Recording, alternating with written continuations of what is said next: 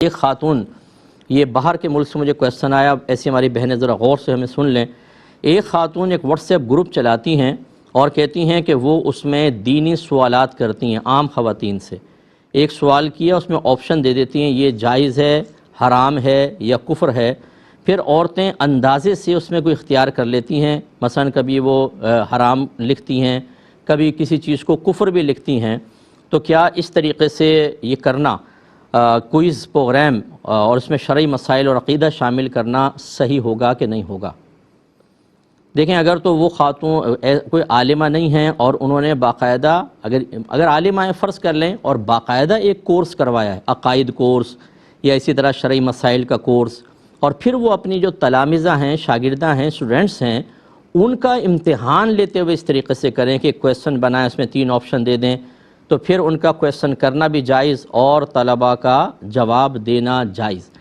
لیکن اس میں بھی ہم طالب علم کو یہ کہیں گے کہ اگر آپ کو نہیں سمجھ میں آ رہا تو پھر آپ اندازے سے ٹھوکا ٹھاکے نہ کریں، کیونکہ اگر فرض کر لیں کہ ایک چیز غیر کفر ہے اور آپ سوچیں یار سمجھ میں نہیں آ رہا، چلو کفر لکھ دیتا ہوں، تو غیر کفر کو کفر کہنا خود ایک بہت بڑا گناہ اور بعض اوقات کفر تک پہنچانے والا ہے۔ اور اسی طریقے سے اگر آپ نے کفر کو غیر کفر لکھ دیا تو آپ کفر پہ راضی ہو گئیں، یہ بھی ایک بڑا پرابلم ہے۔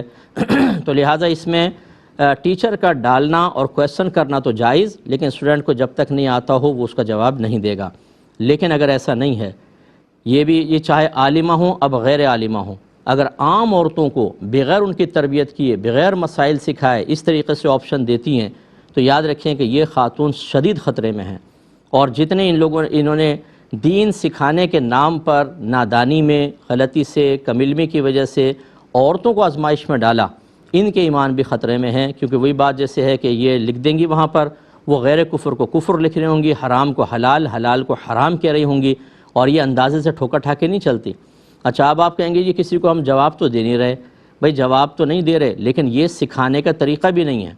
اس کا مطلب یہ ہوا کہ جب آپ جواب دیں اس میں غلطی ہو تو قابل گرفت ہوں گے، ویسے آپ لکھ دیں کچھ بھی حرام، غلط، سلط، کفر کو غیر کفر، کفر اور غیر کفر کو کفر، جائز ہو جائے گا؟ نہیں ہوگا۔ تو اس طرح کا سلسلہ اگر کوئی خاتون کر رہی ہیں کہ نہ کوئی کورس کرواتی ہے نہ کچھ، اور سوالات چاہے آپشن آپ دے دیں، یہ سخت گناہ ہے، یاد رکھیں، اور کفر تک پہنچانے والا عمل ہے۔ اس لیے اس سے اجتناب کریں، اور جتنا انہوں نے کیا اعلانیہ توبہ کریں